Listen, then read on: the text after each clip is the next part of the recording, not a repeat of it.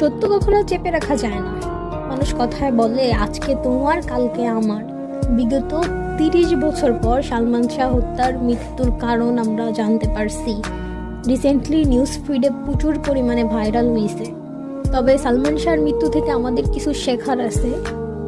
যেমন তোমার লাইফে অনেক মানুষ আছে তোমার ক্ষতি করবে, তোমার ভালো চাইবে, আবার তোমার ক্ষতি করবে। তবে একটা জিনিস খেয়াল করে দেখবা, যেই মানুষগুলো আমাদের ক্ষতি করে, যেই মানুষগুলো আমাদের খারাপ করে, ওই মানুষগুলো আমাদের খুব কাছের এবং খুব প্রিয়।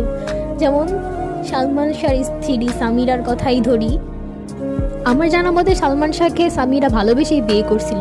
ভাই, ভালোবাসার কি প্রতিদান দেখছো?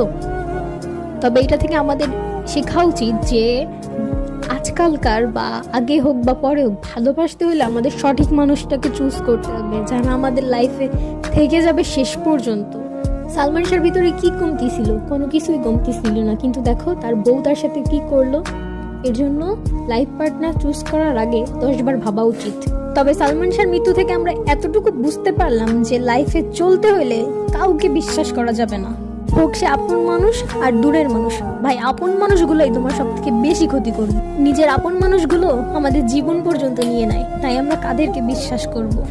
পুরো একটা ইতিহাস হয়ে থাকবে এই ঘটনাটি আমাদের মনে। তবে আমি চাই সালমান শাহ হত্যার সঠিক বিচার আমাদের ভক্তদের দেওয়া উচিত। আমরা সেটা আশা করতেছি, ইনশাল্লাহ পেয়ে যাব। সালমান শাহর মৃত্যুর এই ঘটনাটি ভাইরাল হওয়ার পর থেকে আমার কি মনে হচ্ছে জানো, আজকে যদি উনি বেঁচে থাকতো তাহলে কতই না ভালো হইতো। 90 দশকের ক্রাশ ছিল উনি সবার। না জানি ওই সময় উনি কতই না সুন্দর ছিল।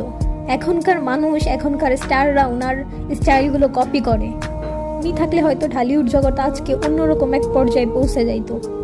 তবে উনি আজও বেঁচে আছে আমাদের কোটি কোটি ভক্তদের মাঝে।